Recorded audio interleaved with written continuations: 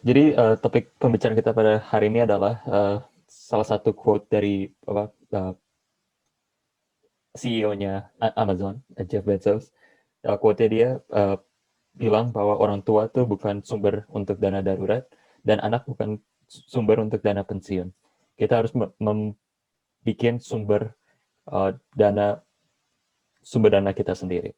Nah, mungkin kalau kita lihat dari perspektif dari di Amerika atau di Prancis, mungkin nih apa quote-nya ini tuh bisa uh, disambungkan gitu. Soalnya kan apa society di Amerika di Prancis kan beda sama di Indonesia.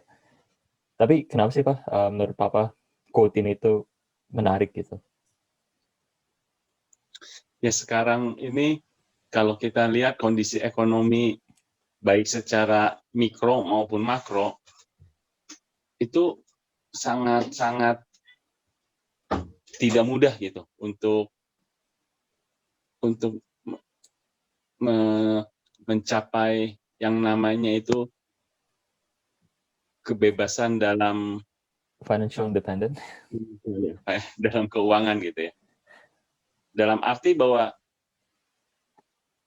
mungkin sampai orang itu game over ya atau istilahnya meninggal gitu ya, dia tetap harus bekerja gitu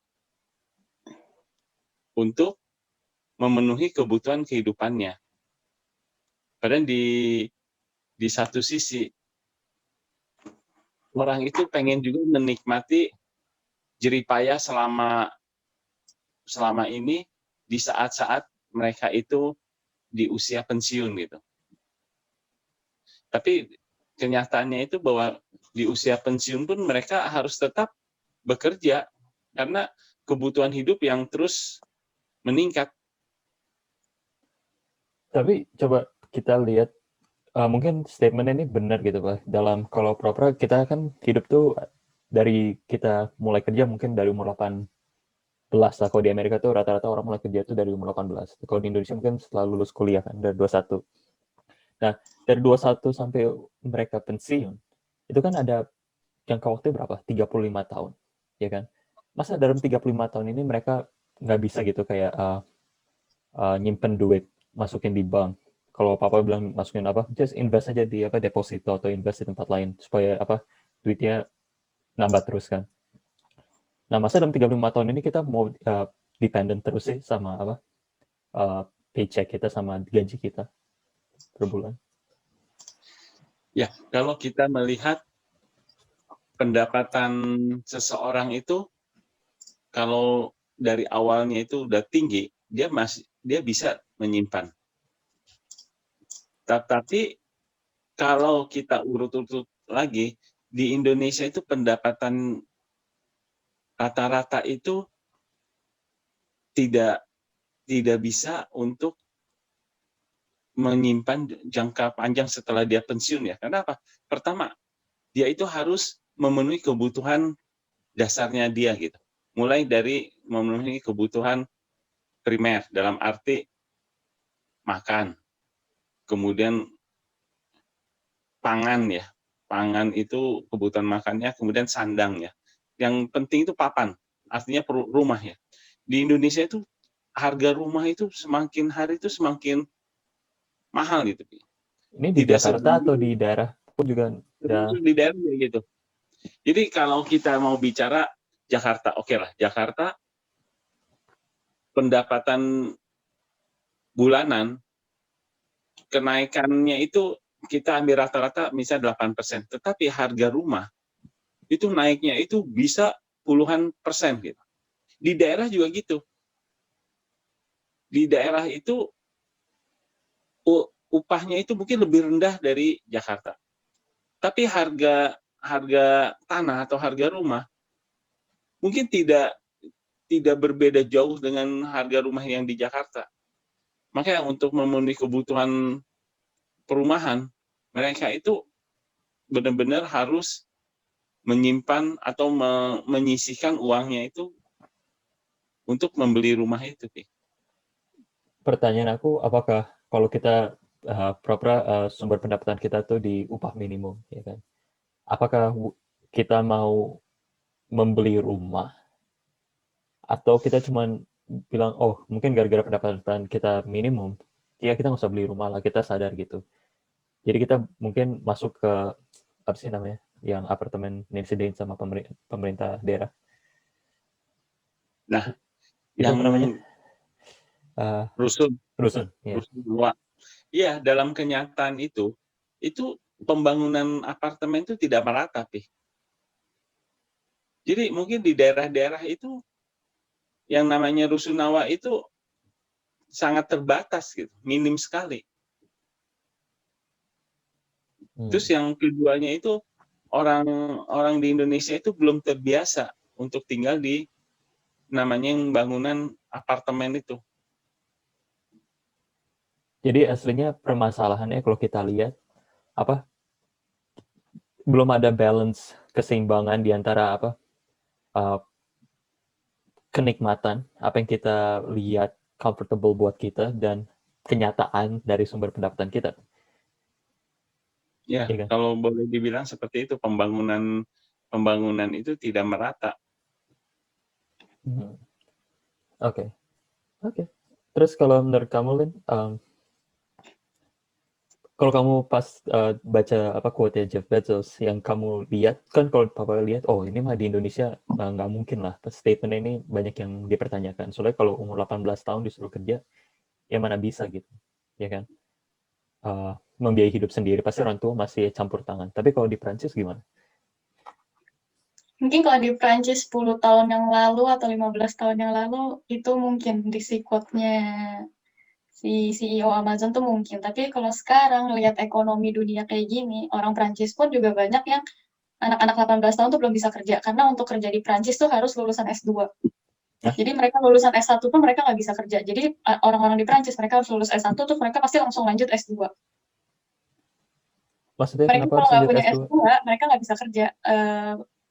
Apa sih namanya? Pemerintah, aduh bukan pemerintah. Company-company itu nggak ada yang mau nerima. Pokoknya semua harus lulusan S2 baru bisa kerja. Selebihnya kalau misalnya mereka mau kerja pun namanya kerja part-time, bukan kerja full-time-nya company. Kenapa yang dicari orang-orang lulusan S2? Nah, itu kurang tahu kenapa. Tapi pokoknya semua anak-anak di sini kalau nggak lulus S2 mereka nggak bisa kerja. Makanya banyak yang akhirnya lari ke luar negeri nyari kerjanya. Gitu. Nah, tapi kan yang kalau dari sudut pandang aku di sini kan banyak rasanya apa, orang-orang dari kalangan menengah ke bawah itu yang anak-anaknya itu dilepas pada umur 18 tahun. Ya kan? Mungkin dari kondisi keluarganya yang kalau di Amerika tuh kadang-kadang miris juga sih apa lihat kayak banyak keluarga yang kayak ada terpecah belah, terus anaknya juga apa, upbringingnya miris aja gitu. Kayak mereka nggak dapet apa parental apa kayak nggak ada peran orang tua gitu di dalam hidup mereka. Kayak mereka tuh hidupnya sendiri gitu.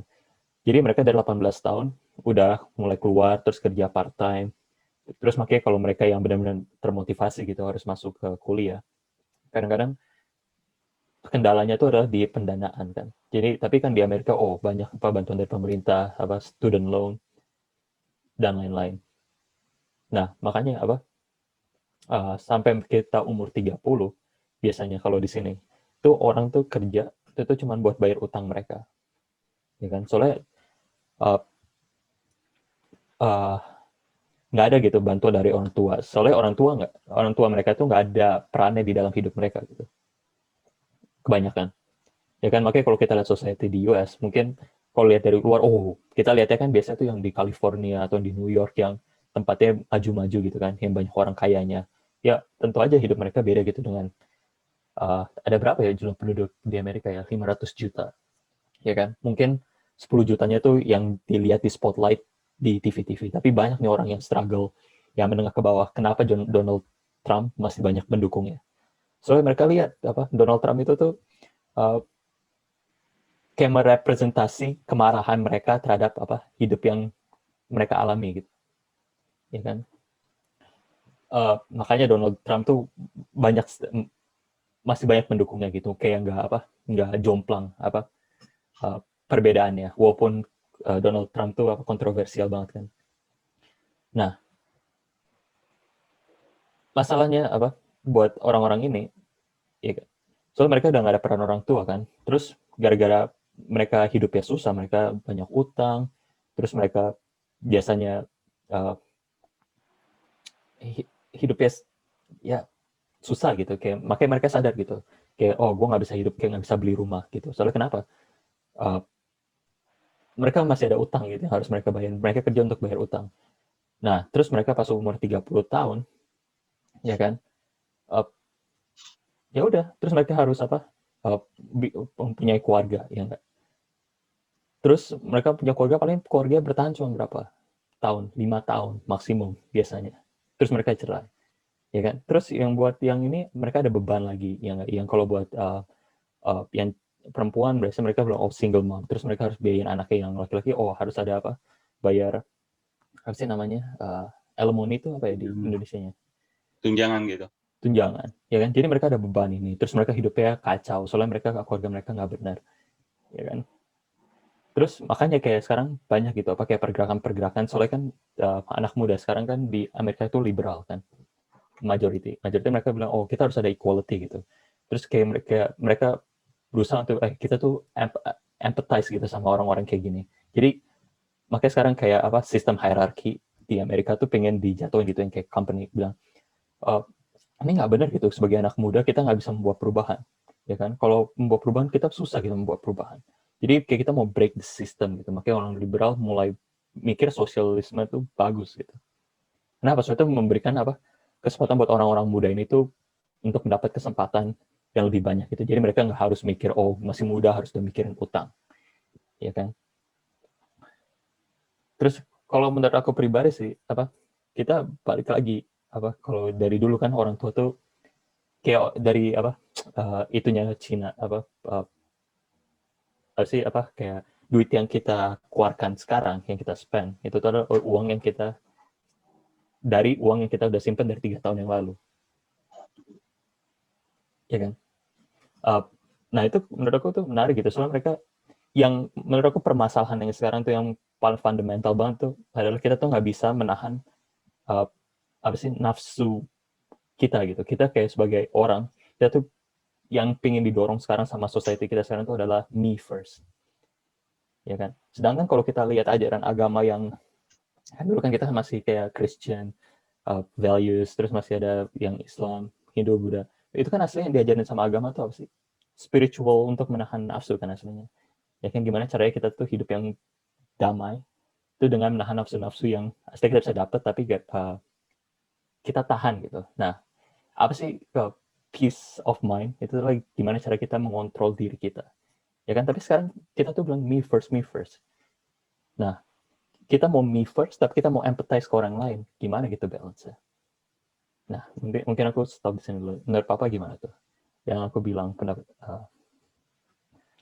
Ya itu kan kembali lagi dengan perkembangan dunia ini yang semakin cepat dan nggak terkontrol secara hukum gitu ya, secara hukum yang udah ada.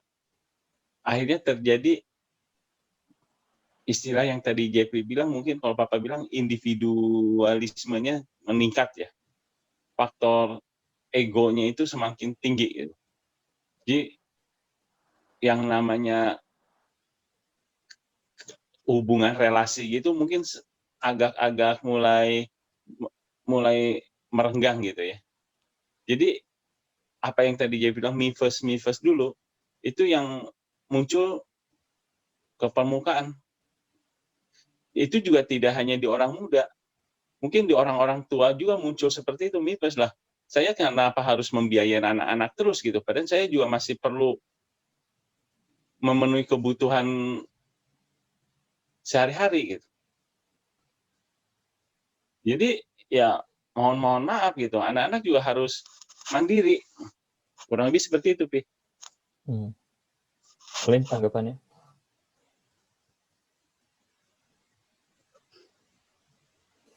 Ya, yang kayak Papa bilang itu sebenarnya kita secara nggak sadar tuh kita dibentuk di loh society kita, pola pikir kita tuh sebenarnya udah dibentuk sama society yang ada. Makanya kenapa kita mikir me first terus itu ya sebenarnya mungkin ada kesalahan pribadi. Tapi kan personality kita, psychologically kita berpikir segala macam, kan itu semua dipengaruhi juga, nggak cuma dari diri kita, cuma lingkungan juga berpengaruh. Dan bagaimana cara kita menghadapi situasi yang sekarang, bagaimana cara kita bertindak, itu kan juga sebenarnya ada andil dari society yang sebelumnya gitu. Jadi kalau society-nya sekarang kayak gini, ya mesti nyari solusi buat membenarkannya lagi. Iya, yang ada sekarang itu adalah kalau bukan saya, kamu yang mati gitu. Jadi ada pilihannya, saya yang maju atau kamu yang maju. Maka yang terjadi itu adalah mereka saling sikut gitu, Pi. Mau dengan antar keluarga, mungkin antar teman, mungkin yang tadi Olim bilang antar lingkungan gitu. Jadi siapa yang bisa survive? Kalau sekarang yang muncul tuh siapa yang bisa survive, harus berbagai cara dilakukan.